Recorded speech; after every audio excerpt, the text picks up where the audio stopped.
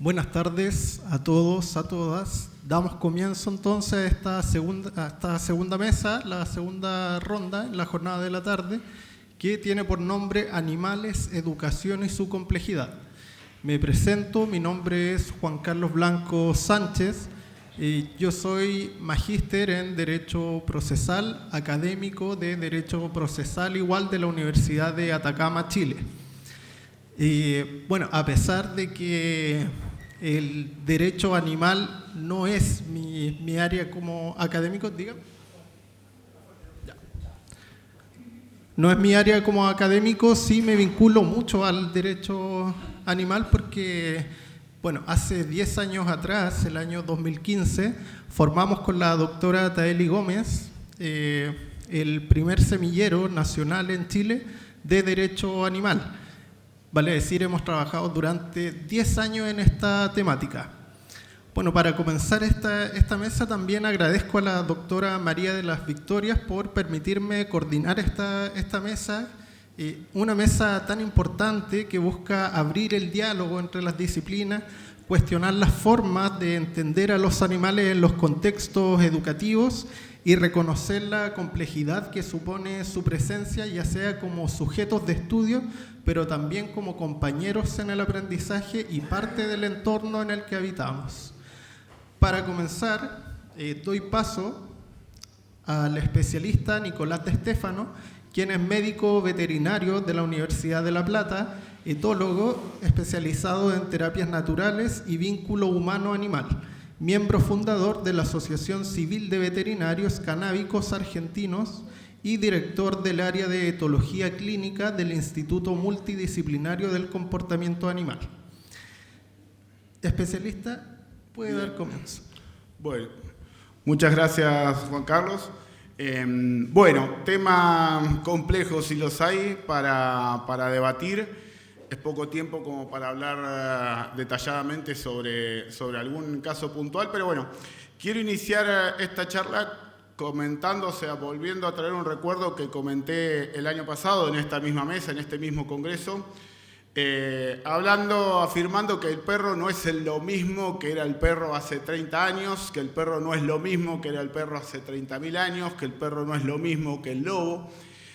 Como para empezar a desglosar desde esa idea, desde esa línea, básicamente a qué hacemos referencia con la complejidad de los animales y entendiendo esa complejidad obviamente entendemos los desafíos que tenemos por enfrente relacionados a la educación, relacionados a los derechos, relacionados a la familia. Pero bueno, entendamos en principio esto. Cuando digo que el perro no es lo mismo que era antes, abarca muchas cosas. Yo me acuerdo cuando arranqué en este mundo de lo que es la etología, principalmente formándome como adiestrador canino en un curso de adiestramiento de la Universidad de La Plata. Era un curso muy cortito, muy breve, en donde se detallaba, esto es el perro, se educa así, esta es la estructura jerárquica, eran cursos de 6 clases con un par de prácticas. Y ya con eso podíamos entender y podíamos trabajar y podríamos adiestrar la gran mayoría de los perros.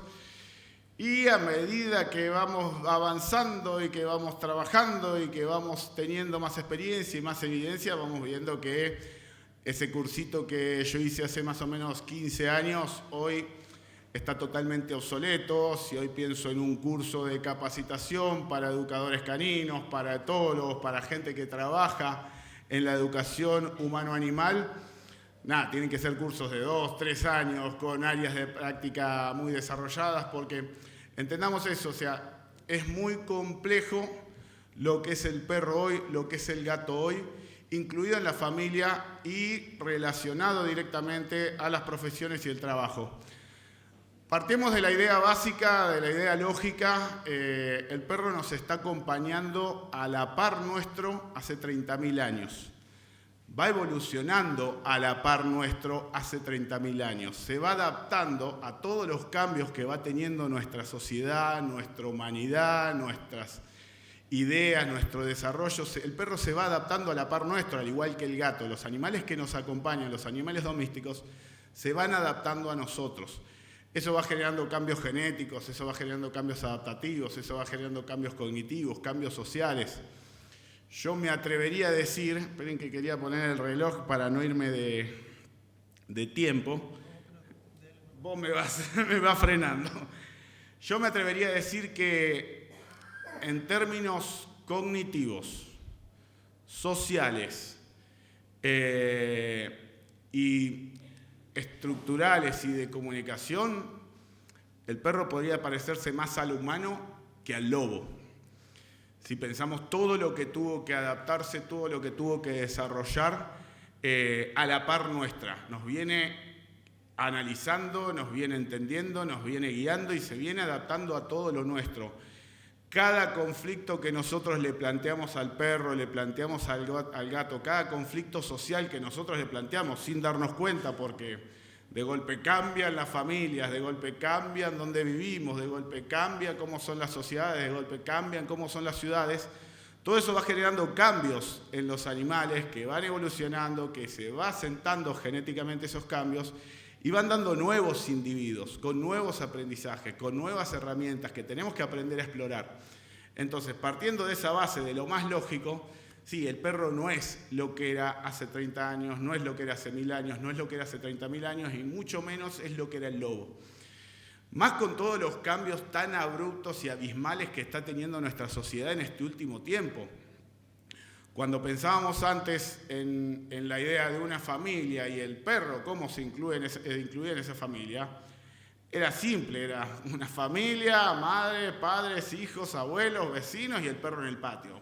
Vos ibas a cualquier casa y la gran mayoría eran todas iguales, toda la misma estructura social, las técnicas de educación eran más o menos la misma, en eso funcionaba por ahí la idea de la estructura social de la dominancia, la idea de cómo educar a un perro, porque eran más o menos lo mismo. Hoy tenemos que pensar en que todo eso se fue al traste, las familias ya no existen, ni siquiera existen las parejas, o sea, no es que no existen, pero van mutando, no se vive más en una casa, ahora se viven en departamentos, a veces se viven en grupo, a veces se vive en solitario, y los perros se van adaptando a todo eso. Entonces, todo eso va haciendo que nos veamos obligados a cambiar los paradigmas. Y otra cosa importante, el perro no es lo mismo a lo que era antes, porque hoy lo entendemos de una manera distinta. Hoy estamos aprendiendo que hay un montón de cosas que antes no conocíamos, no considerábamos, y que son muy importantes y muy valiosas en cuanto a lo que es el comportamiento y la educación. Sin ir más lejos, o sea, hablando de esto de la familia, antes cuando hablábamos del perro, el perro es perro, la estructura social del perro es esta, una escala piramidal, jerárquica, en donde está el macho alfa y después todos los demás bajan bajo jerarquía por dominancia de la fuerza. Puede que eso exista en algunas familias, puede que no, pero hoy ya sabemos que en la naturaleza eso no existe, los lobos tienen una estructura distinta y lo vemos en los perros, el que tiene una estructura totalmente distinta a eso. Y están medio en un limbo porque no son ni lobos ni son humanos, entonces tienen un poco de estructura social de lo que era su naturaleza, pero fueron desarrollando nuevas estructuras sociales que tenemos que ir identificando, que tenemos que ir conociendo, que tenemos que ir aprendiendo cómo trabajar con ellas. Porque no es lo mismo pensar en trabajar con un perro que simplemente vive en el patio y tiene nulo contacto con la familia y la única interacción social que tiene es con los otros perros que viven en el patio, a pensar en un perro que vive en un monoambiente con un estudiante solo, con una pareja sin hijos, que ese perro vive en la casa. Entonces eso nos obliga a voltear todo lo que venimos suponiendo del perro. Por ejemplo, la humanización. Antes, cuando yo hice los cursos, la humanización era pecado. Humanizás al perro y es sinónimo de problemas de comportamiento. Y hoy entendemos que no es tan así. Primero partiendo de la base, porque antes se decía, no le atribuyas al perro, el perro es un animal, no le atribuyas características humanas. Bueno, con el correr del tiempo nos fuimos dando cuenta que hay un montón de características y cualidades que no son propias del humano, que son propias de los animales, que nosotros compartimos con ellos. Entonces, pensar en cuidarlo, pensar en acompañarlo, pensar en contenerlo, pensar en que tiene miedo, pensar en que necesita cariño, pensar en que necesita un montón de cosas que son el humano, cambia la perspectiva. O sea, no es humanizar al animal, es darnos cuenta que nosotros como humanos tenemos más cosas de animales tenemos que un poco volver a lo animal para conectarnos con esa parte que medio como que nos olvidamos. Entonces, ahí fíjense cómo va cambiando todo, no solamente porque va cambiando el perro, sino porque también va cambiando cómo lo vemos al perro, cómo lo vemos al gato, cómo lo vemos a todos los animales que nos rodean y cómo tenemos que abordarlo. Hoy, cuando hablamos de educación canina, en cualquier paciente con problemas de comportamiento, ya sea un perro, ya sea un gato, no trabaja solamente, o no debería trabajar solamente la figura del educador o del adiestrador. Hoy se sabe la estrecha relación que tienen los conflictos emocionales, cognitivos y mentales con lo que es enfermedad propiamente dicha, o sea, con el equilibrio y la estabilidad del propio cuerpo. Entonces, hoy entendemos que, por ejemplo, el dolor, el hipotiroidismo, los problemas de piel, los problemas neurológicos están estrechamente relacionados, los problemas digestivos, el intestino, la alimentación. Entendemos que todo eso está en estrecha relación con la conducta, en estrecha relación con la estabilidad mental y emocional. Entonces nos tenemos que enfocar en eso y para eso es muy importante que trabaje un veterinario a la par de un educador. Hoy hablamos de familias multiespecie. Nuestros pacientes ya no son el perro o el gato. Nuestros pacientes es la familia entera, porque lo que le está pasando al perro le afecta directamente a la familia.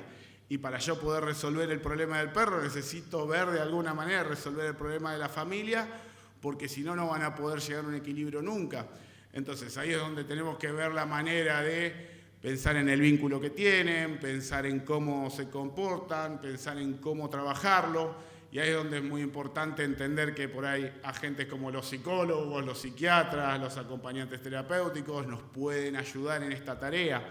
Entonces, la complejidad de los animales viene desde ese lado y realmente estamos viendo que es cada vez más complejo todo, que es cada vez más difícil. Yo antes, cuando iba a una casa, bueno, tenés que hacer esto, esto y esto, listo, y ya está. Le enseñaba 5 órdenes, daba un par de técnicas y ya está.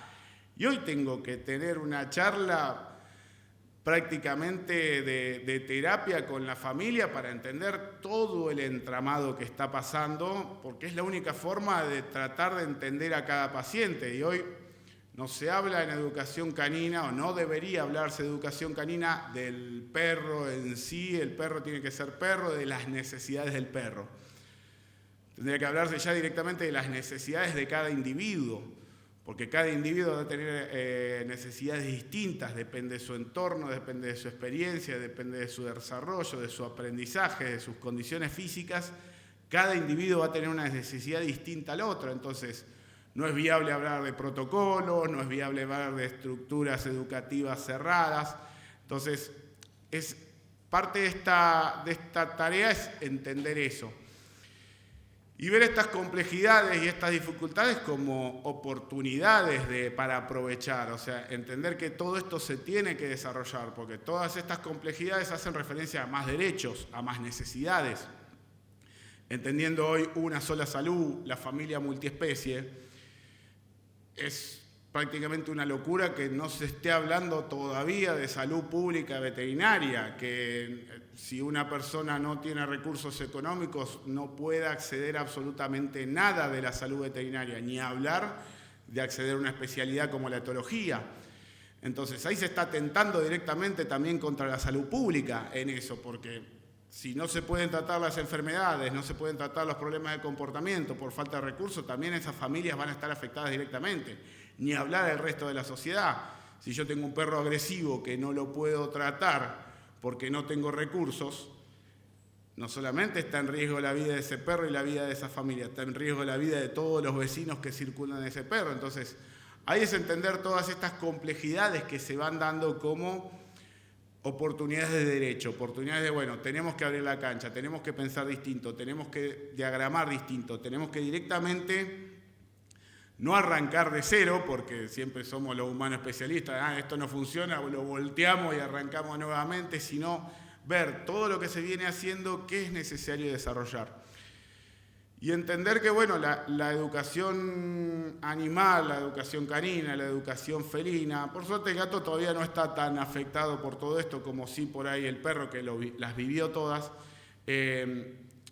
nos obligan a voltear todo y comenzar de nuevo, o sea, profesionalizar las carreras, regular el mercado, regular el ambiente, regular la profesión, es necesario todo. Y entender que esta complejidad que estamos viendo en la educación animal, en la educación canina, es prácticamente la misma complejidad que se ve reflejada en la educación humana, en la educación de los niños, es prácticamente la misma.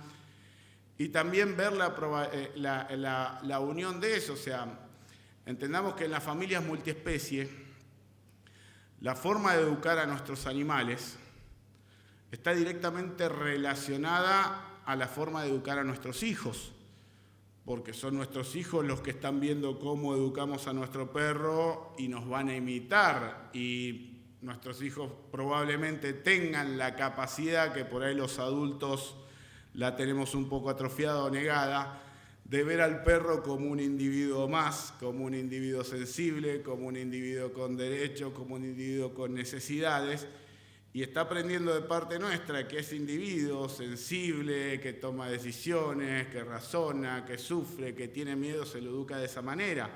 Entonces también tenemos que entender la importancia de romper con los paradigmas instaurados, todo lo que se habla de la educación antigua, o sea, priorizar el bienestar, priorizar los tratos amables, priorizar el respeto, priorizar la ayuda, priorizar el acompañamiento, porque los niños están viendo directamente eso. Yo tengo un ejemplo que lo hablo con Nacho, que me reía.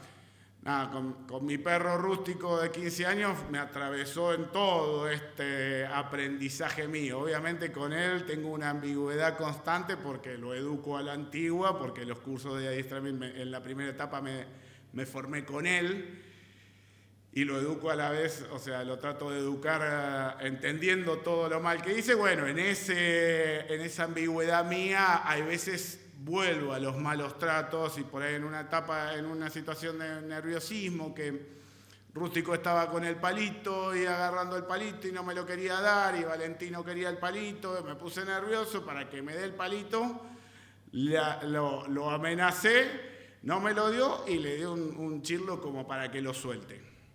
¿Qué pasó al otro día? Valentino estaba jugando con un perrito de Max, un muñequito que tiene una pelota en la boca. Quería sacarle la pelota, no podía sacarle la pelota porque era un muñequito, la tenía fija, y empezó a pegarle al muñequito para que le saque la pelota. Fue una escena, o sea, divertido por el momento, pero fue una escena durísima que me hizo replantear absolutamente todo. Eso lo copió de mí, lo copió ayer, lo vio ayer y lo está reproduciendo. Entonces, fíjense cómo este ejemplo pavo, que era simplemente por tratar de sacarle un palito, se puede reproducir en todos los estados que atraviesa una familia con perros o gatos en el día a día.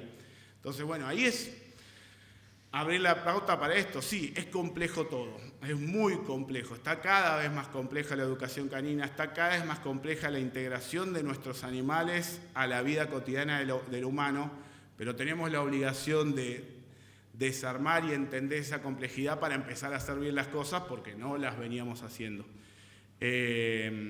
Nada, básicamente eso es un poco lo que tenía para decir. No sé si tengo tiempo. Pero no.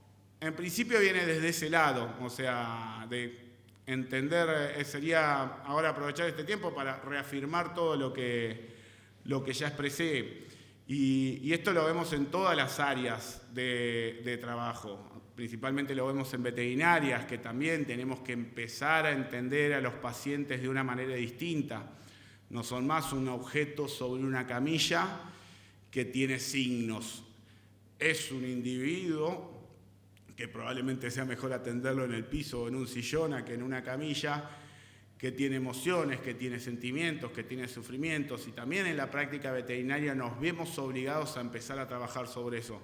Porque nosotros los colegas, por no entender eso, porque no está en la currícula de ninguna facultad de veterinaria, lo que es etología, emociones, comportamiento, o sea, en muchas hay cursos de extensión, alguna cátedra de extensión, pero es necesario e importantísimo que esté en la currícula completa.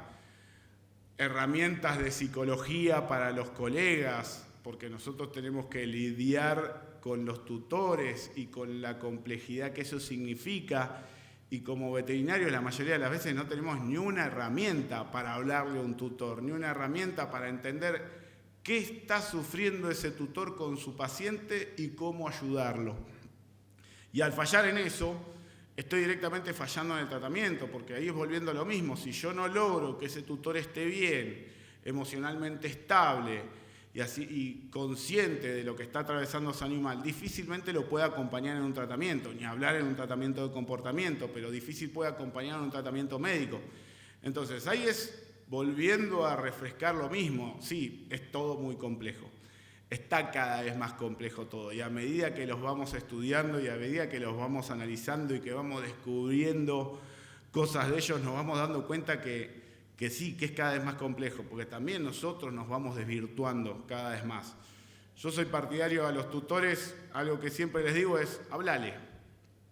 Hablale como si le hablas a una persona, de manera clara, de manera coherente, de manera simple, pero hablale. Te entiende.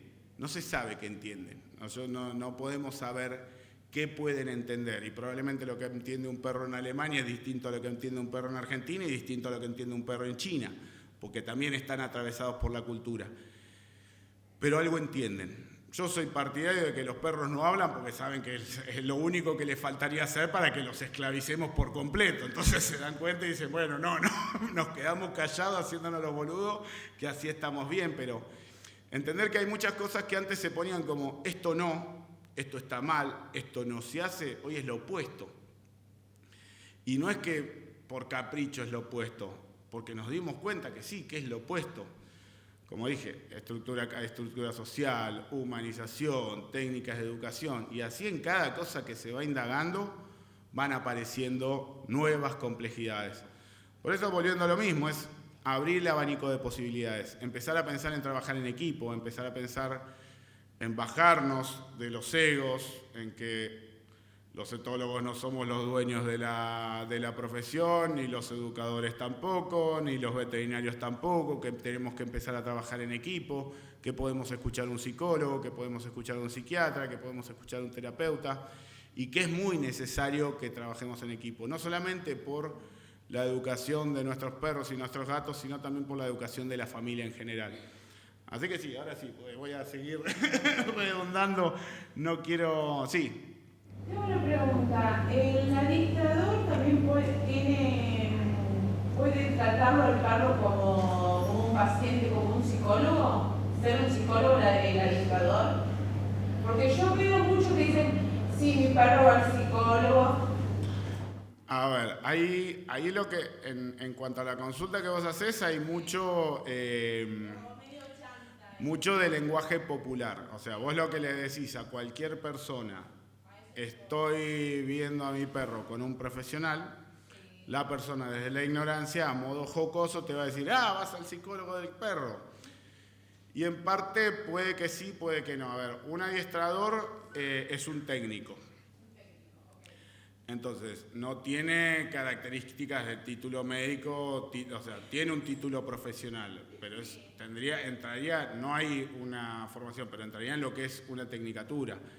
Para hablar de soy psicólogo, y tenés que estar especializado y formado en un montón de áreas propias de la psicología, propias de la neuropsicología, propias de la neurociencia, entender un montón de bases que en muchos cursos eso no se enseña. Por eso también la importancia de complejizar los cursos de educación canina, de desarrollar. O sea, el término psicólogo canino no es que es un término real de por sí, es más una imposición social que lo que se busca hacer, básicamente desde el desprestigio por ahí de las profesiones.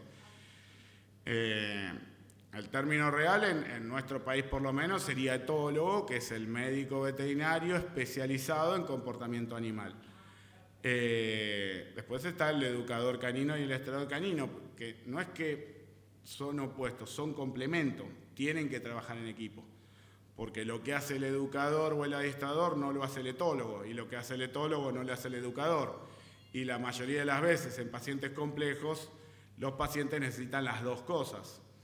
El trabajo a campo y el trabajo de guía, de acompañamiento, de enseña, de práctica propiamente dicho que provee el educador, y el acompañamiento médico, neuropsiquiátrico que provee el etólogo.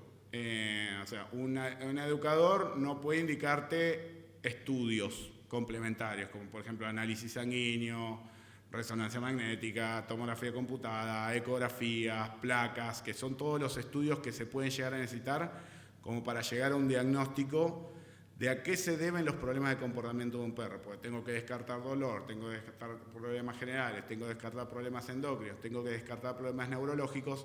Esas son competencias del médico veterinario etólogo.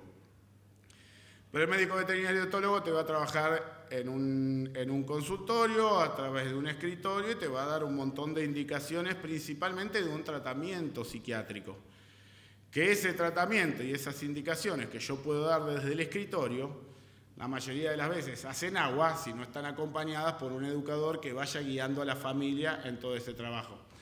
Entonces es también eso de marcar la pauta del mercado laboral y de la estructura del mercado laboral, porque hoy también pasa eso, que no se sabe qué hace cada uno. ¿No? Yo tengo que explicar qué hago, tengo que explicar a qué me especializo. Soy etólogo. Ah, ¿sos adiestrador? No, no soy adiestrador, soy esto. Y si hablas con un adiestrador, ah, ¿sos etólogo? No es etólogo. O sea, hay un montón de adiestradores que se catalogan como etólogos. Que a ver, si vamos a los términos vulgares, cualquier persona que estudie el comportamiento animal se podría considerar etólogo, pero a términos profesionales no entraría en eso.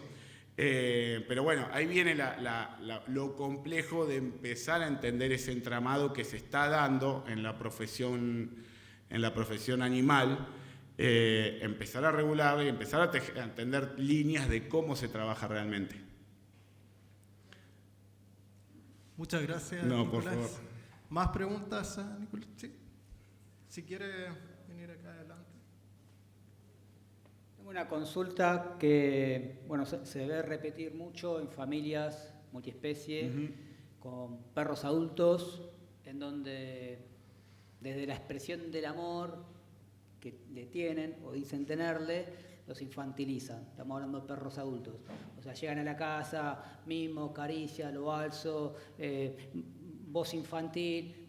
O sea, estamos hablando de un mamífero que es adulto, me imagino como cualquier adulto, ya pasó la etapa de cachorro, ya pasó la etapa de infancia, de niñez, y demanda cuestiones de adulto. Entonces, ¿cómo afectan el comportamiento o en cómo se siente el perro adulto, que lo están mimando todo el tiempo como si fuese un bebé? La gente lo hace porque, claro, me encanta acariciarlo. El perro, por ejemplo, que le estén acariciando entre todos los integrantes de la familia, 14 horas por día. O sea, yo me sentiría como que invade mi zona privada. Sí. A ver, entiendo dónde va la pregunta. Algo que nos atraviesa en el vínculo humano-animal derecho y que es principalmente por el que nos mandamos las mayores cagadas es el egoísmo. Es hacer las cosas por lo que yo quiero y por lo que yo necesito y por lo que a mí me sale sin pensar o sin tratar de analizar qué es lo que necesita el otro. En cuanto a tu pregunta, y como todo en educación canina, depende de cada animal. Primero el perro, una de las grandes diferencias que tiene el lobo, que se desarrolló genéticamente y que ya se sabe que hay genes que dictaminan eso, es la neotenia, o sea, mantiene comportamientos juveniles a lo largo de toda su vida. O sea, el perro es como que no madura, y lo vamos a ver, o sea, todos tenemos perros que no maduran, que son labradores, boxers, pitbull, que tienen 14 años, totalmente atrofiados muscularmente, no tienen una articulación sana y quieren seguir jugando y quieren seguir corriendo. Entonces, que a ese perro lo traten como un cachorro, lo inviten a jugar, le hagan mimos, le hagan juegos, le va a venir bárbaro.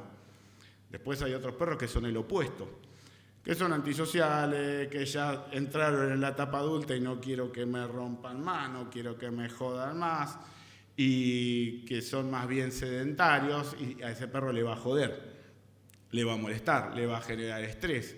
Y si esa familia no interpreta que ese perro se está estresando porque lo están tratando de una manera que no es afín a su temperamento, a su personalidad, a su comportamiento, y puede generar complicaciones, cuadros de agresividad, cuadros de ansiedad generalizada, de conductas destructivas, principalmente relacionados a que esa familia no está tratando de entender qué es lo que necesita su integrante familiar. Y eso hoy, lamentablemente, es bastante humano, el no ver qué necesita el otro. Y pasa en las familias, de no preocuparme qué necesita mi hijo, simplemente me preocupo qué necesito yo.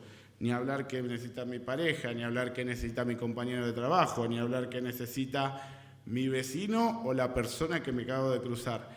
Y lo trasladamos directamente a los perros. Entonces hoy a los perros los estamos tratando como los tutores necesitan ellos tratar, pero ni siquiera desde ese lado, o sea, sino simplemente lo que necesitan, simplemente el capricho. Porque después, por ejemplo, yo soy partidario de cómo hay que educar a los perros. ¿Cómo te gustaría que te eduquen a vos? Y eso lo aplicás a cualquier tutor, lo aplicás a cualquier familia, porque en cada familia vas a tener que buscar distintas estrategias de educación. A algunos le vas a decir, hablale con voz de mando, autoritario, sos el macho alfa, imponete, que va a funcionar con algunos, pero por ejemplo te pongo el planteo de andar con ese discurso una señora de 70 años que mide unos 50 y que su hijo le regaló un dogo argentino.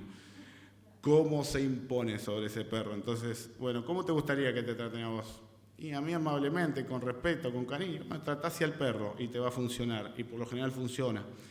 Entonces, fíjense cómo volvemos a lo mismo, a entender la complejidad de cada individuo, respetarla y obrar en base a eso. Y ahí es donde cada educador tiene que tener miles de estrategias, no como cuando me formé yo, que era una sola, tirá de acá hasta que deje de joder, y si lo hace bien, dale un premio. Y de esa manera vas a lograr todo. Bueno, hoy ya no, eso ya no funciona. Puede que en algunos casos funcione, pero en la gran mayoría no, y hay que buscar otras estrategias. Viene un poco desde ese lado. No sé si respondí tu pregunta o... No, por favor. ¿Metodología existe? Sí, no...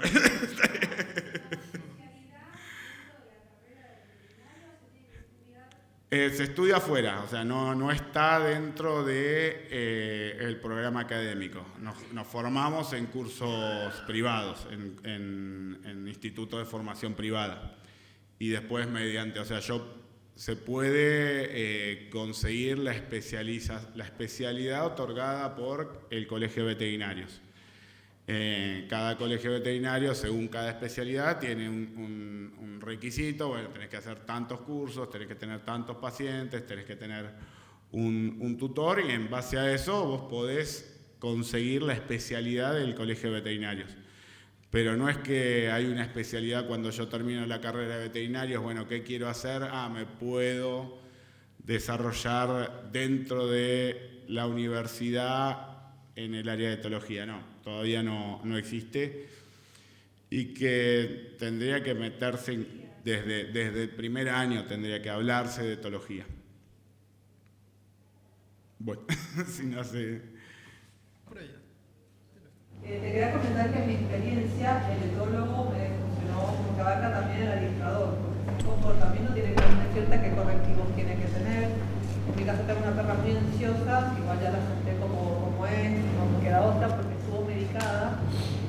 No me acuerdo ahorita el medicamento, pero el etólogo me decía que es algo muy tranquilo, como para que igual acompañe. Yo, viste, haciendo las rectificaciones, me funcionó. Y el siguiente paso era una medicación más fuerte, no quería tener una perra boba tampoco. Así que bueno, no sé cuáles son los efectos prácticos de una medicación, porque no le hizo ningún estudio, simplemente con lo que yo le dije, pero yo la corté directamente porque bueno, me pareció que la que era suave no me estaba funcionando.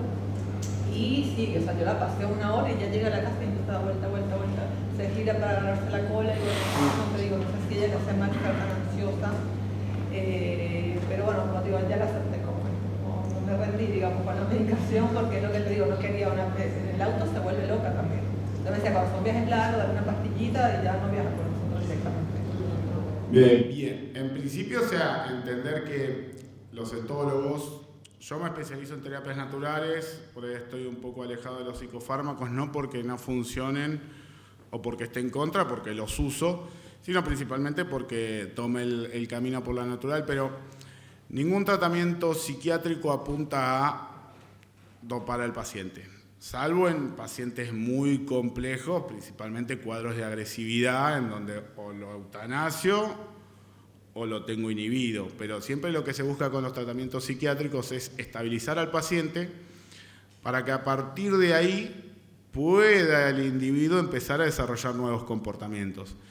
Y ahí pasa el primer error por ahí de los tutores, la impaciencia o el pensar que el medicamento va a cambiar la conducta. El medicamento no va a cambiar la conducta de los perros, la conducta de los gatos que presentan al momento de la consulta, son todas conductas que ya aprendieron, que ya están arraigadas. Ante este estímulo tengo que hacer esto. El medicamento lo único que hace, los tratamientos, yo en mi caso uso cannabis, pero los tratamientos que buscamos con psicofármacos es estabilizar al paciente para que a partir de ahí se abra un poco la capacidad de aprendizaje, la capacidad de análisis y empieza a aprender nuevas herramientas. Entonces, es un proceso muy lento. Y ahí nos podemos comparar a nosotros, cuánto nos lleva a nosotros superar un trauma, superar un conflicto familiar, superar un conflicto laboral. Nos lleva años, tiempo, y tenemos un montón de herramientas. Imagínense en un individuo que está a la deriva, boyando en un limbo que nadie lo entiende, que él ni siquiera entiende al mundo en el que vive. Entonces, son cosas complejas en donde no te recomiendo por ahí lo que hiciste, tuviste suerte y te salió bien, pero si inicias un tratamiento psiquiátrico y de golpe lo cortás de golpe, puede haber abstinencia, efecto rebote, efecto paradójico. Y después empieza a pasar lo que muchas veces pasa, que van con un educador, no hace efecto, van con otro, no hace efecto, van con otro, no hace efecto, y probaron todo, cuando en realidad por ahí había que darle más tiempo a las terapias. Vuelve todo a lo mismo, o sea, no hay una respuesta mágica, no hay una solución mágica. Cada perro es un mundo, hay que interpretarlo. Y en etología y en medicina veterinaria estamos un poco limitados. Por ahí no te indicó ningún estudio para indicar un tratamiento. Muchas veces no llegamos a un diagnóstico certero psiquiátrico, porque no podemos hacerle una resonancia magnética, ni hablar de una tomografía de sueño, de un electroencefalograma, test, no podemos hacer nada. Básicamente nos vamos a ir guiando con lo que vemos y con lo que tenemos. Y si pongo en la balanza estrés, ansiedad generalizada, ansiedad crónica, que va a generar un montón de alteraciones a nivel orgánico, con la balanza de, bueno, un psicofármaco que me puede generar alteraciones a nivel hepático por su metabolismo, y pruebo con el medicamento. Si ayudo a bajar con todo esto, no me importa que le haga mal al hígado, porque todo esto ya le está haciendo mal al hígado, al riñón, a la corteza renal, a la tiroides. Entonces, muchas veces los distintos etólogos optamos por esas estrategias.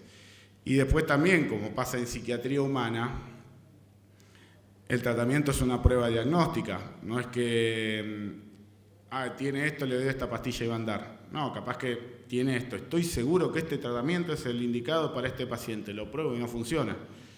Y pruebo otra molécula y tampoco funciona. Y pruebo otra y la tercera que probé ahí sí dio resultado.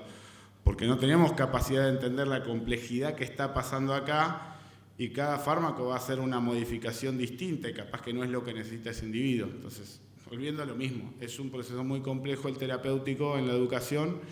Hay que tenerle paciencia, hay que entenderlo más y se necesitan otras herramientas. Pero ahí sí, tendrías que reevaluar el diagnóstico, reevaluar el tratamiento.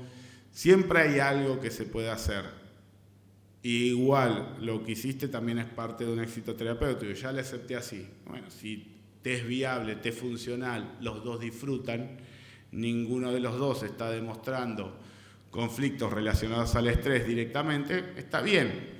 Hay cosas que no se pueden corregir y le decís al tutor, mira, esto ya está, es así, vino de fábrica y no lo vas a cambiar nunca, lo tenés que aceptar. El error también fue que en la casa somos 4, mi hijo, mi marido y la paseadora. Y cada uno tiene una forma. Yo fui la que me impuse, la paseadora la vi que los sandalios, que salgan ya calmados, que salen con esta excitación, se comen a la cuadra entera. Entonces me costó mucho que los 4 nos alquilen. Mi hijo, para hacerlo todo rápido, te la saco una vuelta y listo. Y ahí, bueno, es un poco el educador el que interviene ahí, poniendo a todos en el mismo criterio. Y es parte de la complejidad de la profesión, o sea, hacer que la familia entienda todo el mismo criterio. Eso por ahí es lo más difícil de la profesión, lograr que toda la familia tenga el mismo criterio. O por lo menos, si no se logra el mismo criterio, hacer esos distintos criterios funcionales. Bueno, vos encárgate de esto, vos encárgate de esto, vos encárgate de aquello. Cuando surja esto, arranque aquel y vos ni hables. Vos te vas, y así vas guiando todo. Es que es muy similar, o sea, no...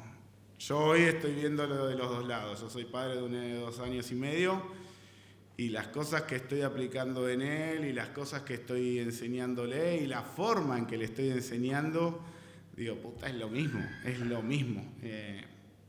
Un poco más complejo, pero es similar. Si gusta puede acercarse para que se escuche en el Zoom. Hola. Volviendo a la pregunta del señor con respecto a la crianza de un gato o un perro adulto, la crianza sobre todo en el caso de toda la vida como un cachorro. En el caso de los animales enfermos, que ya tienen una enfermedad que cambia radicalmente la vida, ¿es positivo este trato como si fuera un cachorrito, como excesivo ante una enfermedad, no? Volviendo a lo mismo, depende. Y en ese caso, en esa pregunta, lo que más va a influir y lo que más tenemos que realmente tomar conciencia es, bueno, ante un animal enfermo que está sufriendo, que está angustioso, que tiene dolor, que tiene, o sea, básicamente que tiene sufrimiento, está genial tratar de vincularse con ese perro, está genial tratar de motivarlo, está genial tratar de estimularlo, pero tenemos que ir viendo bien si me estoy basando en lo que yo quiero que haga el perro, porque no lo puedo ver así, y no acepto la enfermedad que tiene, y no acepto en la etapa en la que estamos, y no acepto lo que viene, o realmente lo quiero ayudar. Y si realmente lo quiero ayudar, bueno, estoy en condiciones de ayudarlo, porque hay otra de las tantas cosas complejas que vuelven, que aparecen en la educación canina y el vínculo humano-animal, es el contagio emocional. Mi perro está sufriendo, yo lo estoy viendo sufrir. Eso me genera angustia, me genera ansiedad, me genera preocupación. Si yo me acerco a él con toda esa carga emocional, lo más probable es que le juegue en contra. Entonces, en esas etapas nos obligan a autoanalizarnos. Bueno, ¿qué me está pasando con todo lo que está viviendo mi perrito? Esto, bueno, primero trabajo sobre eso y después trato de acompañarlo. O busco un apoyo, pero tratando de superar eso. Porque si lo voy a animar, tengo que estar animado yo, tengo que tener ganas yo. A ellos no les podemos mentir, eso es algo complejo, ellos no les podemos mentir, ellos saben todo lo que nos pasa. Después, estoy bien, no, estás bien, estás para el orto. Entonces, todo eso lo tenemos que entender, y ahí sí, puede jugarte en contra o puede jugarte a favor. Entender eso, o sea, no es que, esto le puede ayudar, no, depende del individuo, depende cómo esté el tutor y depende de lo que intentemos hacer. Si yo estoy motivado, si yo acepté la situación que está atravesando mi perro, por ejemplo, una enfermedad, el estado terminal, la vejez propiamente dicho, o sea, el sufrimiento por la vejez, si yo acepto ese estado, lo naturalizo, entiendo que lo que va a venir en breve, por ejemplo, puede ser la muerte y no le tengo miedo, la naturalicé como lo que es, como lo más natural del mundo, probablemente lo pueda acompañar a mi perro y se sienta acompañado. Ahora, si yo no quiero que esté sufriendo, estoy preocupado por un montón de cosas, no puedo verlo así, estoy angustiado, déjalo solo. Es preferible que lo dejes solo. Y alejate, trabaja todo lo que te está pasando y cuando mejores lo que a vos te está pasando, ahí volví a acercarte. Nos obliga a eso, nos obliga a entender qué es realmente lo que queremos, qué fin tiene y si no hay un fin egoísta. Yo a mis tutores muchas veces les tengo que decir eso, no pensemos de manera egoísta. A este perro hay que darle una adopción, olvídate del egoísmo. A este perro hay que dormirlo, olvídate del egoísmo. A este perro hay que hacer esto, olvídate del egoísmo. O sea, eso es algo muy difícil que tenemos que hacer como personas con nuestros perros, pero con la sociedad en general. Y en ese caso es básicamente eso, o sea, interpretar qué te está pasando. Lo podés ayudar como que jugarlo en contra. Si el perro está dolorido, y obviamente que no va a querer que lo saques a pasear, no va a querer que le juegues, no va a querer, pero sí va a querer que te le tires al lado a mirar una serie, sí va a querer que te le tires al lado a charlarle, a leer un libro con él, a simplemente escuchar música.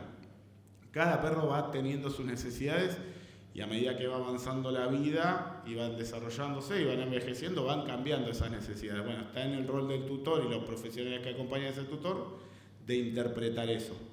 Pero, por ejemplo, en el caso de una enfermedad, no de la madurez ni cerca de la muerte. Siempre va a ayudar a un paciente enfermo que haya que la gente una que... enfermedad, digamos, no que sufra, sino que tiene un ejemplo, la diabetes, por ejemplo, que últimamente viven bastante. Ese proceso, ese cambio en la familia radical, hace que uno por ahí, más allá de que toda la vida lo trató como una criatura, sobreestimule eso. ¿A qué punto puede llegar? Y ahí es lo que hay... Sobre todo en un gato, por ejemplo. El perro por ahí es más entendible, pero en el gato que Y es bastante especial. Por ejemplo, en algunos individuos que tienen enfermedades crónicas, como por ejemplo la diabetes, que puede implicar que todos los días lo tenga que pinchar para medir la glucemia, todos los días lo tengan que pinchar para darle la insulina, cada 3 meses tengan que hacer análisis sanguíneos y curvas. Ahí va a depender de la familia, de las capacidades del tutor, de las capacidades que pueda soportar el paciente. Hay individuos que, tiene esto, ¿qué hacemos? Nada, no hagas nada, no podemos hacer nada. Porque van al consultorio y se estresan, le pinchás y se estresan, le medís la glucemia y se estresan. Cada vez que ven la transportadora entran en crisis de pánico. Y lo que estoy tratando de hacer para tratar de controlar la enfermedad me genera más complicaciones que la enfermedad en sí. Entonces es analizar cada individuo. O sea, cualquier persona enferma, que su familia lo acompañe, lo esté atendiendo y lo esté motivando y lo esté incentivando, obviamente que siempre va a ser beneficioso para cualquier individuo. Pero ahí hay que ver si realmente la gente está haciendo eso o está obrando por egoísmo, o por valores ajenos, o por responsabilidades ajenas, o por principios que no tienen nada que ver a lo que está pasando en esa situación. Es volviendo a lo mismo, es ¿qué necesita este individuo? ¿Qué necesita la familia? Se encuentra un equilibrio entre los dos y se trata de seguir por ese camino.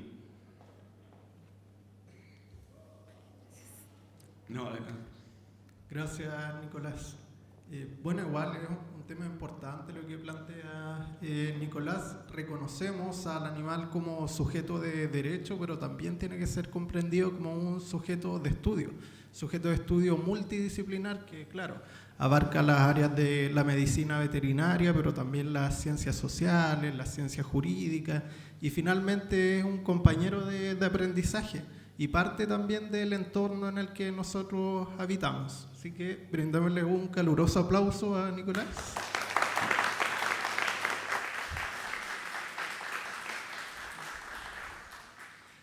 Dicho lo anterior, bueno, ¿qué Nicolás? Sí, no, dejo el micrófono.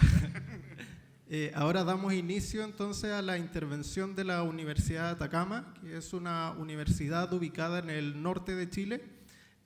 Doy paso a las palabras que nos va a brindar el decano de la Facultad de Ciencias Jurídicas y Sociales de la Universidad de Atacama.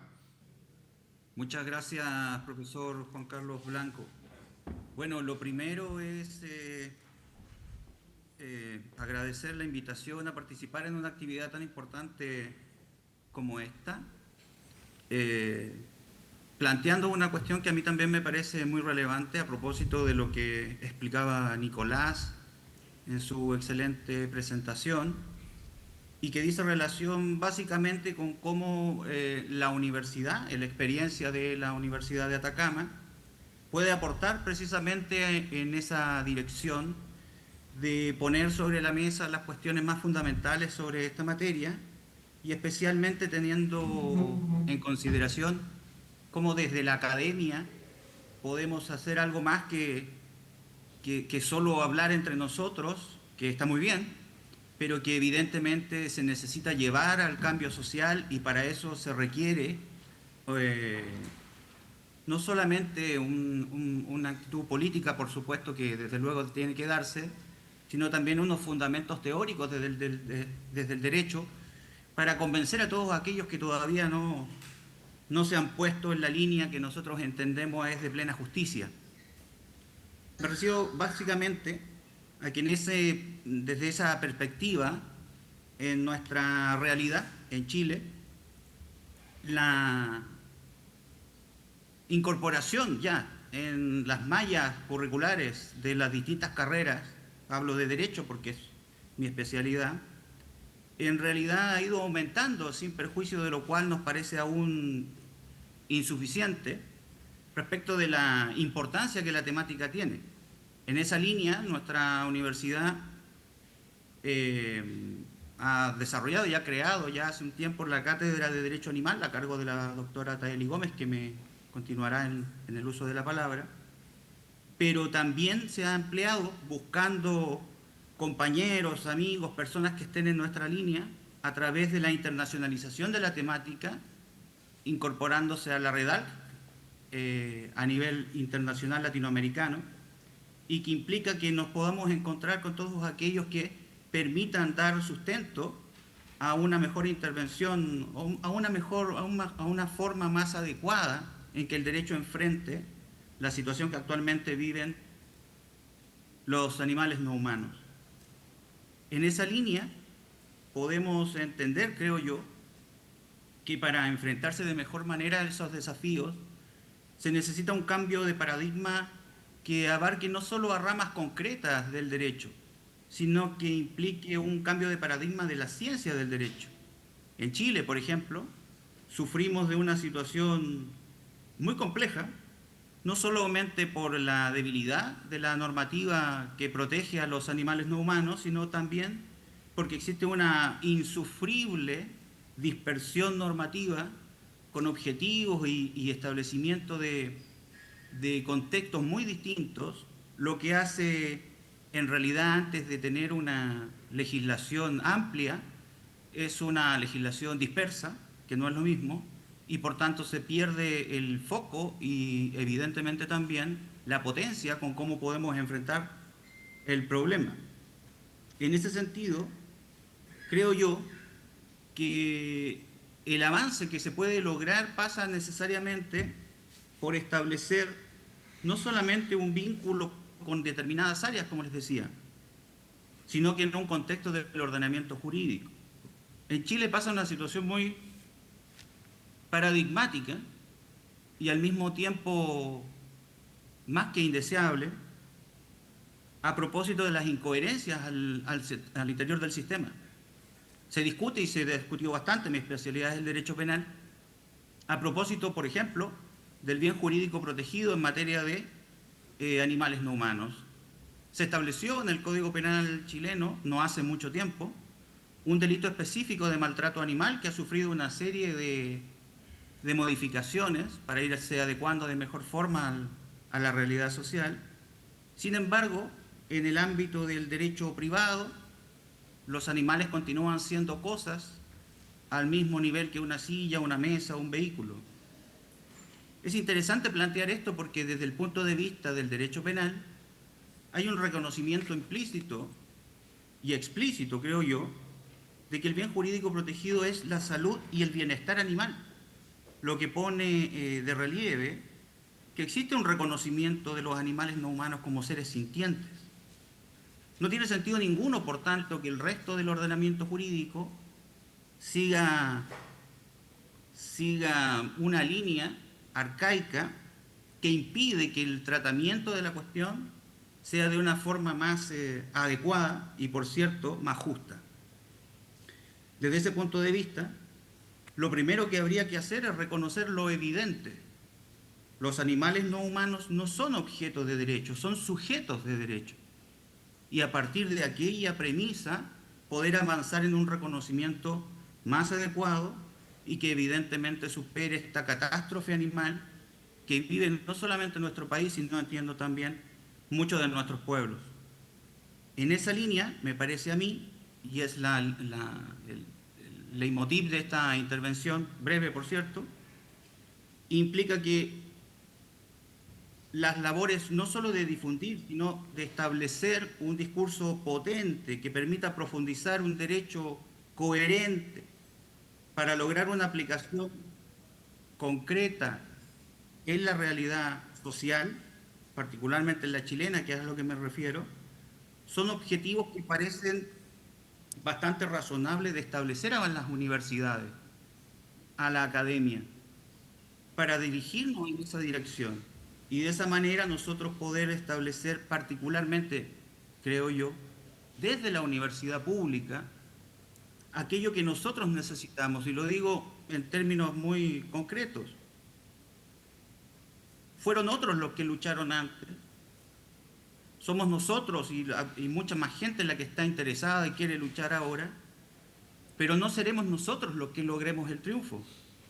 Serán las nuevas generaciones, serán nuestros estudiantes.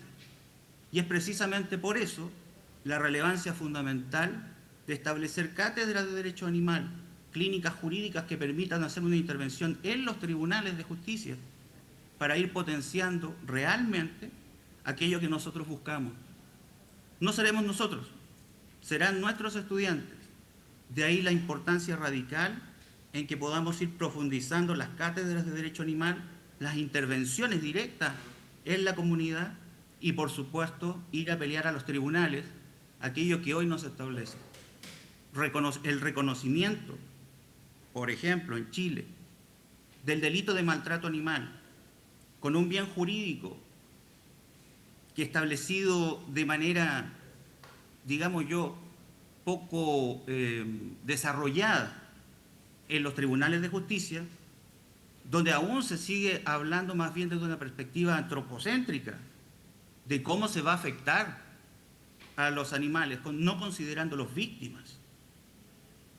Cuestión que parece evidente que deberíamos avanzar hacia allí, hace que sea, por supuesto, como digo, que en el futuro nuestros estudiantes puedan desarrollar y potenciar y ojalá alcanzar, estoy seguro, eso que todos nosotros queremos, reconocer lo evidente.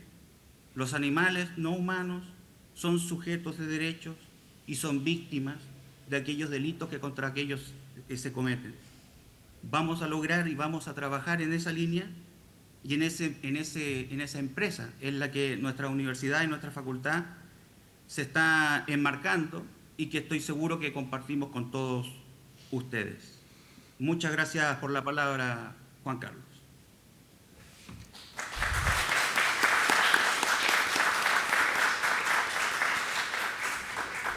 Le agradecemos la intervención al decano de la Facultad de Ciencias Jurídicas y Sociales de la Universidad de Atacama, doctor Rodrigo Cardoso Pozo. Ahora presento a la doctora Taeli Gómez Francisco, quien es académica de la carrera de Derecho, tiene la cátedra de Derecho Animal, es coordinadora también general de la Red de Derecho, Ciencia y Saberes de América Latina y el Caribe, REDALC. Doctora Taeli.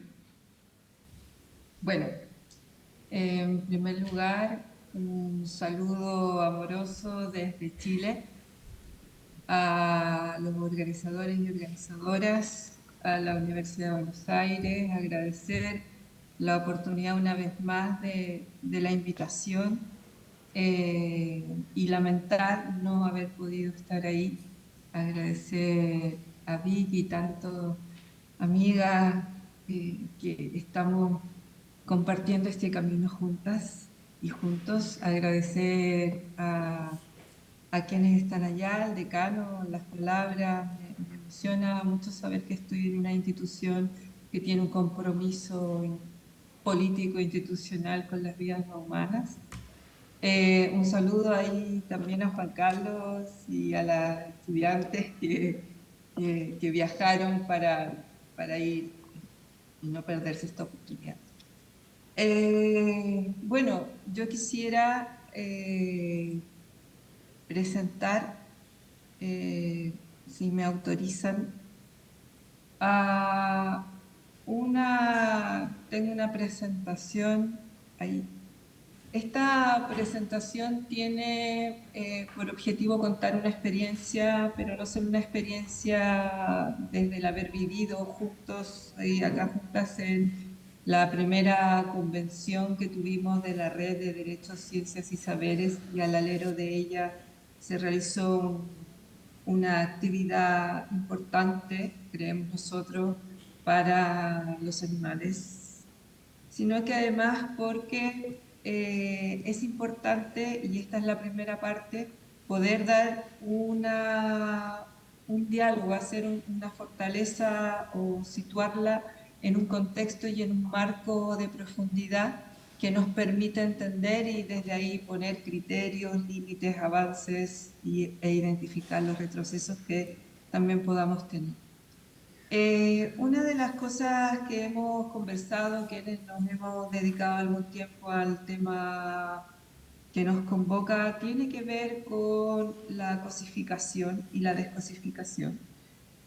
Y en este plano, cuando nosotros hemos planteado el que los animales no son cosas, lo hemos de alguna manera identificado o lo hemos situado en el contexto del derecho civil, en el contexto del derecho, y sin embargo, al reconocer a los animales como sujetos, la verdad es que estamos de alguna manera planteándonos un ámbito de relaciones sociales. Y en ese sentido, la descosificación es un aprendizaje a vivir juntos, ¿no? Ahí el primer anclaje a estas declaraciones de Atacama, que lo que nos importa en América Latina y en el mundo en general, pero como nos situaba en eso, es poder decir que los aprendizajes son un espacio de vivir juntos. Y en ese planteo, la idea es proponerse la descosificación y situarlo en el ámbito de los aprendizajes. Y porque la invitación es a sostener que la descosificación no es solo un acto jurídico, sino que implica una ruptura epistémica, implica, diría yo, una revolución científica, una revolución desde el punto de vista político, una revolución en todos los sentidos, porque lo que estamos haciendo es comenzar a dar visibilidad a sujetos que por esta relación de poder los habíamos invisibilizado. Entonces, lo que queremos proponer es superar una pedagogía de la cosificación, ¿no? Entonces, aquí el alcance de la descosificación es amplio porque el sujeto que está o al que le estamos reconociendo o al sujeto con el cual nos estamos planteando una relación social está dejando de ser un objeto, ¿no? de poder. Y entonces el primer aspecto fundamental cuando queremos plantearnos los ámbitos de aprendizaje, porque no decimos ya ni siquiera de la educación, sino que de los aprendizajes o los ámbitos de educación, si lo queremos plantear todavía aún así, hemos hecho una propuesta de considerarlos todavía como objeto de estudio. Y generalmente la dirección es a plantearlo en asignaturas probablemente relacionadas con lo biológico, ¿no? Porque tenemos una relación biológica, del medio ambiente, del sistema natural, en fin, pero no lo hemos visto como un sujeto de aprendizajes mutuos, ¿no? Como nos empezamos a comprender y a relacionar en procesos de aprendizajes. Y eso significa tomarlo en serio en términos de poder descentrar la racionalidad instrumental y darle valor a las plurales formas de conocimiento, porque eso forma parte de la experiencia de los procesos de aprendizaje, porque son procesos que al nosotros centrarlos en la perspectiva cognitiva, instrumental, racional, de relato, del decir, del hablar, de nuestro lenguaje, lo que hacemos es de alguna manera insistir en esta perspectiva de poder y de silenciar al otro. Y lo que queremos hacer en los procesos de aprendizaje también es, o sea, lo más importante hoy día es verlos como sujetos. Y sujetos hablantes, no silenciarlos desde nuestro plano céntrico. Y eso significa un revisar el currículum oculto antropocéntrico. Porque, ¿qué es lo que pasa? Nosotros hemos planteado un espacio, un trabajo también de reflexiones pedagógicas, pero desde el currículo declarado, lo que dice nuestro programa, cómo incorporamos a los animales en ciertas asignaturas, qué es lo que nosotros también queremos hacer. Pero sin embargo, creo que es importante poner atención al currículum oculto antropocéntrico, todas aquellas relaciones, valoraciones, violencias simbólicas que todavía nosotros estamos proponiendo, porque, por ejemplo, silenciamos el habla, silenciamos el conocimiento y silenciamos el cómo podemos aprender de estos sujetos, porque somos plurales y son formas de vida distintas y por lo tanto es ese el primer paso a acercar. Otro aspecto importante a ver en este sentido es fomentar las relaciones educativas recíprocas, ¿no? O sea, acá no se trata solo de nosotros enseñar a nuestros hijos y a nuestras generaciones futuras de otro, sino que aprendernos, ¿no? Como aprendizajes también entre todos los animales, porque todos tenemos que aprender a vivir juntos. Y eso no es, eso diría en algún término que podría ser llevado como está puesto ahí, a una escucha activa, pero una escucha activa es profunda. Es profunda porque uno reconoce el habla del otro. Y eso también involucra un ámbito de incorporar principios de justicia, interespecie y transdisciplinariedad. Es relevante absolutamente plantear la transdisciplinariedad porque significa que nosotros estamos admitiendo que hay un sujeto que desborda todos los ámbitos de conocimiento que hasta nosotros, hasta este momento, veníamos planteándonos, principalmente desde la ciencia. Y en ese sentido también es importante reconfigurar los espacios educativos como territorios afectivos de cohabitación.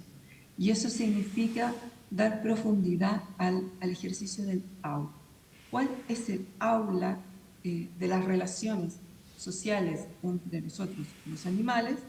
En esta relación interespecie tiene que haber un aula interespecie y ese aula tenemos que sacarnos el espacio de las fronteras de la sala de clase para comprender y ampliar que el aula es un espacio vital. Entonces, bueno, hay un trabajo enorme que se puede proyectar en las distintas esferas y esto es para otro ejercicio de presentación, para otro tema, pero lo que sí podemos llegar a decir que los aprendizajes tienen que centrar en sensibilizar vínculos, en pensar interdependencia, responsabilidad, pero lo más importante es el aprender un proyecto político vital. Por eso hablábamos con Juan Carlos antes que se fuera, sino antes de ayer, y decíamos, el mensaje tiene que ir y ser dirigido. Nosotros tenemos que tener a quién vamos dirigido nuestro mensaje y es al constituyente, más inclusive de forma más profunda que al legislador.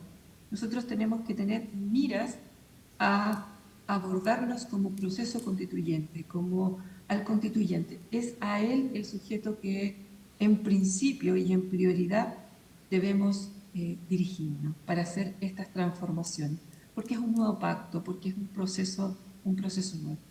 Y esto de la descosificación involucra e implica también en esto de considerar al otro como un sujeto, a nosotros como otros.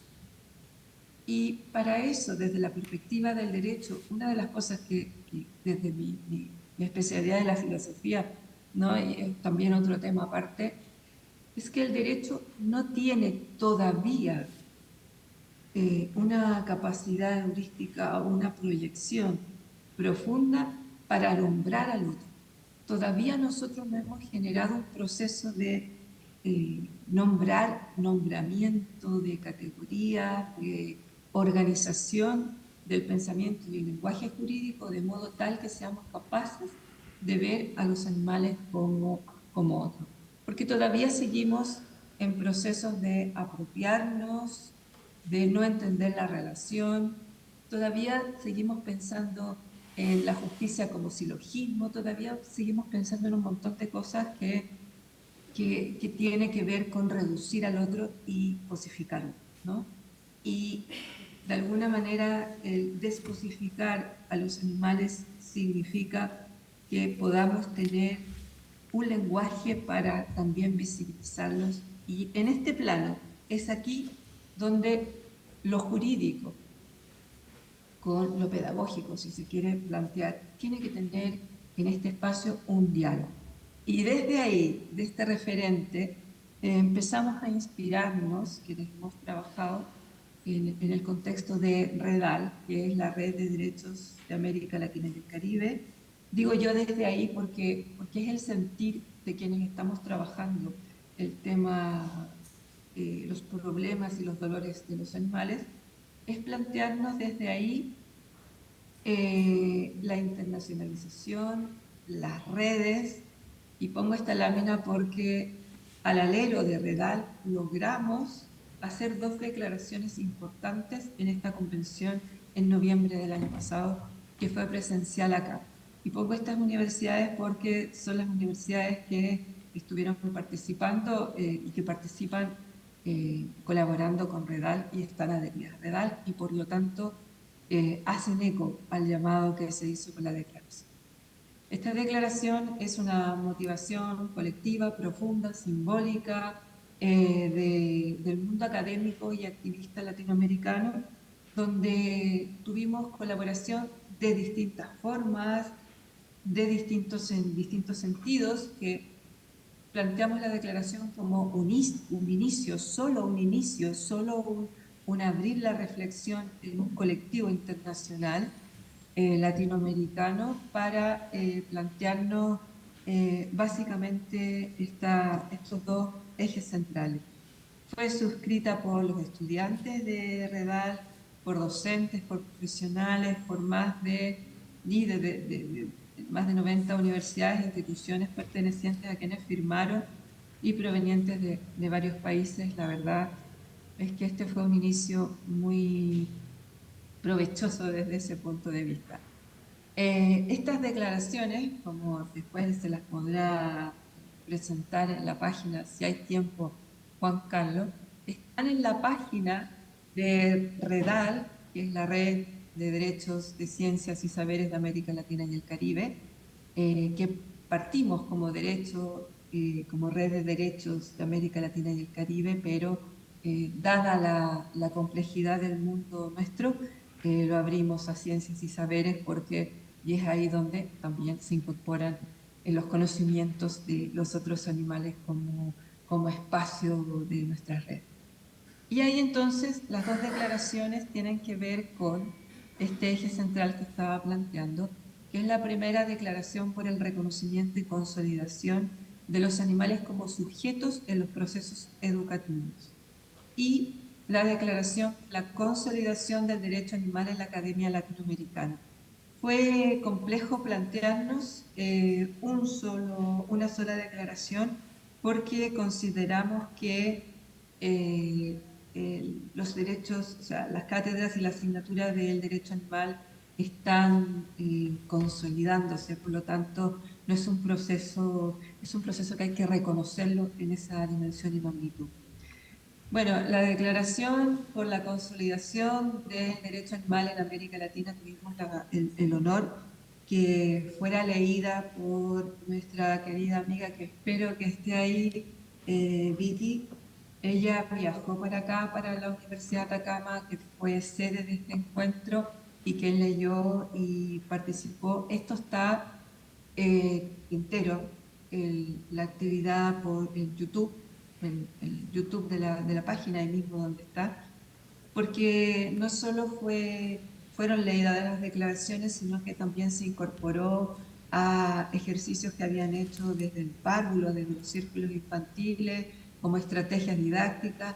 También estuvo el colegio de profesores, nuestros estudiantes y todos quienes estuvieron en esa actividad.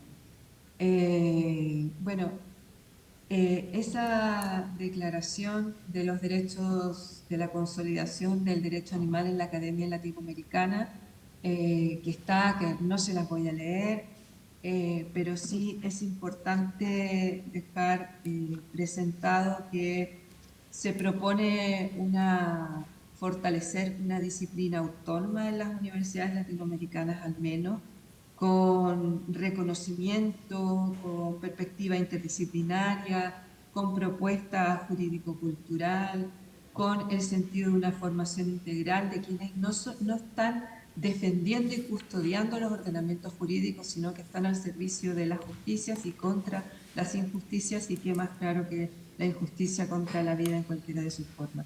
Y aprovechamos la oportunidad acá de hacer el llamado, la invitación a los rectores que estuvieron acá, a los profesores, estudiantes, decanos y todas las autoridades que vinieron, para terminar haciendo el llamado a las universidades latinoamericanas para que sigan avanzando en este proceso, se conviertan líderes y hagan el ejercicio de promover la importancia de la disciplina como una disciplina autónoma, independiente e interdisciplinar. Y también nos planteamos la declaración de los animales como sujetos en los procesos educativos, también está, y también ambas las pueden firmar todavía por un ejercicio simbólico.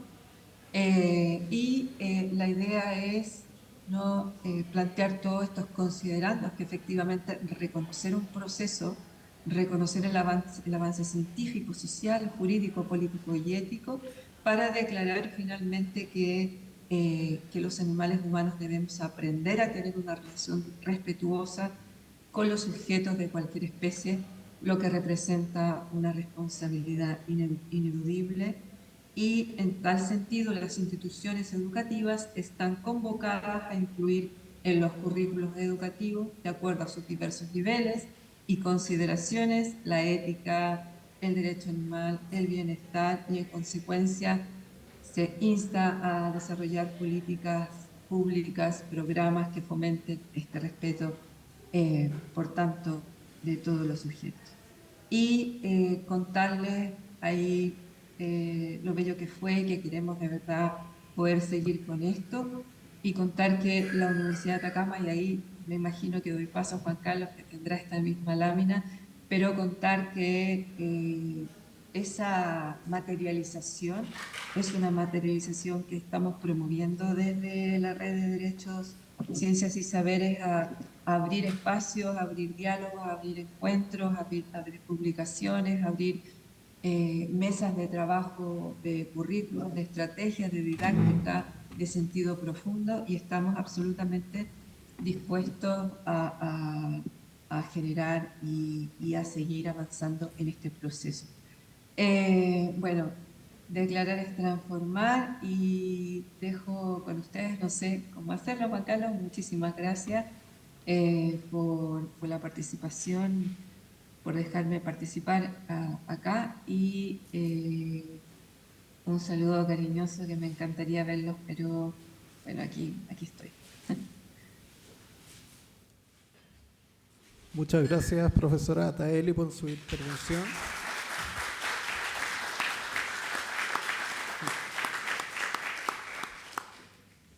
Bueno, yo voy a agradecer a la doctora Ataeli, al doctor Cardoso, al doctor Blanco, y voy a ir entregando, ¿no?, los certificados, por supuesto, ¿no? A Nicolás ya nos tenemos conocidas, así que Ataeli, gracias Ataeli por recordarme ese hermoso momento en el que no solo yo decía, ¿por qué tengo que ser yo la que lee? Porque dije, soy el Philly Love de Atacama, me sentía que me habían honrado demasiado. Igual creo que me honraron demasiado, esa es la verdad. También acepto que nosotros hace 10 años tenemos la materia y estamos muy orgullosos, pero la Universidad de Atacama me honró de una forma, qué sé yo, ¿qué les puedo decir? No les digo que me puedo morir porque no tengo ganas, pero después de todo lo que he recibido y especialmente después de este congreso y de lo que va a pasar mañana, no les digo que voy a dejar de luchar porque es mentira, pero ya hay quienes sigan el camino mío. Les voy a entregar los certificados, especialmente a los académicos. Taeli y doctor Cardoso van el suyo acá con el doctor Blanco. Y vas. Gracias. Y por supuesto, esto es la materia de derecho animal, atrás dice 10 años. Estos son para que vos veas, porque así somos los jodidos los argentinos. ¿No? Esta es la tuya. Lamentamos, obviamente los expositores siempre se llevan un presente, esta vez es una tacita que atrás dice 10 años, ¿no?, de la materia. Quisiéramos tener para todos, pero gente, no les quiero decir nada, está todo muy caro. Pero hemos tratado que el Congreso tenga todo lo más barato posible, o sea, mejor se llama más barato, todo lo que podemos brindarles sin que salga un peso, lo hacemos. Y lo hacemos con mucho esfuerzo, pero sobre todo con mucho amor. Gracias. Y Doctora. No sé. Sí, hable usted. ¿Ah? Usted, yo le dije, usted es el que coordina manda. Sí. Estuvimos hablando en la mañana, yo le decía que en Chile para todo se pide permiso, acá no, acá se toma la palabra, no. Te voy a contestar algo que le dijo Sabina a un periodista, es argentino. Gracias, y los dejo que termine el doctor. Voy a hacer una disrupción. Me tomo el atrevimiento, en nombre de la Cátedra de Derecho Animal, de pedirle un aplauso porque hoy es el día de su cumpleaños y como no lo va a decir, lo digo yo. Así que muy feliz cumpleaños, doctora. Gracias y perdón. No pregunten cuántos.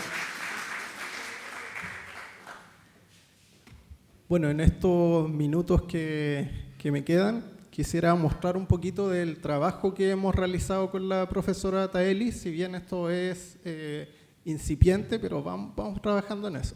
Denme un momentito.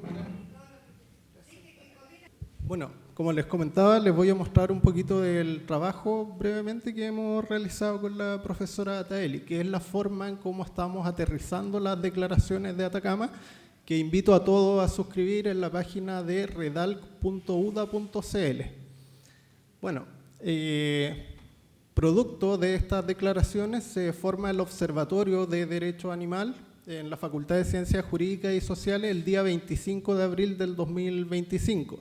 Y este es concebido como un espacio de análisis, de diálogo y de investigación y propuesta de políticas públicas orientadas a la protección de los derechos de los animales. Dentro de los objetivos de este observatorio está el constituir una mesa de trabajo permanente en la región de Atacama, convocando a los diversos partícipes, autoridades, comunidad civil y educativa para abordar de manera interdisciplinar el desafío del derecho animal, también crear espacios de diálogo, desarrollar estudios, investigaciones, publicaciones académicas y promover la celebración de convenios entre instituciones públicas y privadas.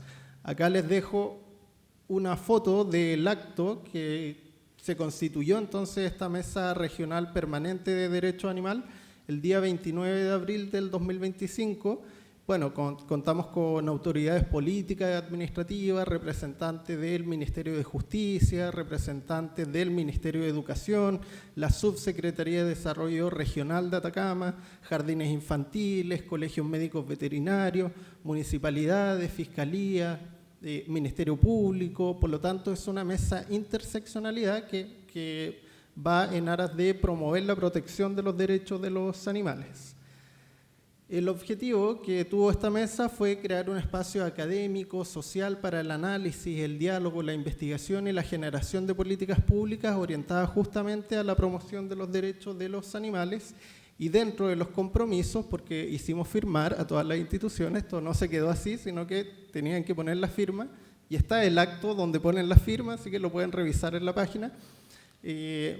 Bueno, dentro de los compromisos que se adquirieron está que las instituciones firmantes oficializan su incorporación a la Mesa Regional de Derecho Animal, reconociendo su relevancia como una instancia intersectorial de trabajo, formación e incidencia en materia de derecho animal. Además, se adhieren al principio de construcción colectiva, que es este respeto a todas las formas de vida y promoción de la justicia interespecie. Bueno, ahí nosotros nos planteamos una ruta de trabajo. Yo les dije que esto recién es incipiente. Como pueden ver, las fechas son recién del mes de abril, pero ya constituimos la mesa, estamos realizando un diagnóstico a nivel regional, estamos organizando y formando el diálogo, y vamos a avanzar próximamente en el desarrollo de las políticas públicas, en implementar acciones conjuntas, y finalmente el rol que le corresponde a nosotros los académicos, que vamos a ir monitoreando y evaluando. Bueno, la forma en cómo se manifiesta la participación de los diversos actores, bueno, acá a modo de ejemplificar, únicamente les puse 3, pero como les dije anteriormente, fueron muchas autoridades políticas, administrativas, rectores que firmaron esta constitución de la mesa regional. Pero, por ejemplo, veamos, las alcaldías se vinculan a la mesa regional en los quehaceres que son de aplicación de la ley 21.020, que es la ley sobre tenencia responsable de mascotas. ¿Cómo se articula con la mesa? En la medida de que crean programas educativos y campañas conjuntas. Lo mismo con Carabineros de Chile. Carabineros de Chile y Policía de Investigaciones son los primeros llamados a recibir las denuncias en los casos de maltrato animal. Por lo tanto, nosotros igual consideramos que fueron unos actores claves en la constitución de esta mesa, y por supuesto lo hicimos firmar.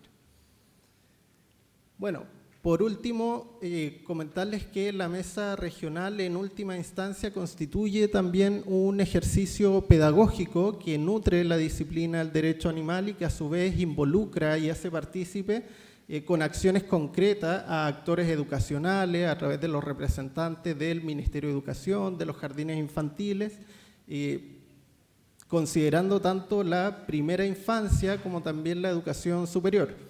Sin embargo, este ejercicio supone involucrar y a su vez reconocer la existencia de los miembros de la sociedad civil como agentes educacionales de la disciplina, vale decir autoridades administrativas, municipales, juzgados, policías, reconociendo de esa forma la importancia de la interseccionalidad de la disciplina. Finalmente, quiero dejar con ustedes a una de las estudiantes que viajó desde la Universidad de Atacama, que es doña Camila Álvarez Ramírez. Pase, doña Camila. Me dijeron que me tomara la mesa, así que me lo tomé muy en serio, pero pase nomás, doña Camila. ¿Sí? Solo será breve. Bueno, buenas tardes a todos y a todas. Queremos agradecer la invitación a participar de esta instancia tan significativa. Es un honor poder compartir este espacio con ustedes. Hablo en representación de la Red de Ciencias y Saberes de Derecho de América Latina y el Caribe, así también como del Centro de Estudiantes de América Latina y el Caribe. Y bueno, contarles que actualmente como estudiantes de Derecho estamos comprometidos con la incorporación de la temática de derecho animal a nivel latinoamericano, entendiendo la importancia de avanzar en su reconocimiento y de desarrollo de nuestras comunidades jurídicas. Y bueno, para finalizar, nuevamente agradecemos profundamente esta oportunidad de diálogo y reflexión colectiva, que sin duda fortalece el trabajo en red, que nos motiva a seguir impulsando estos temas desde una mirada internacional y además crítica. Muchas gracias.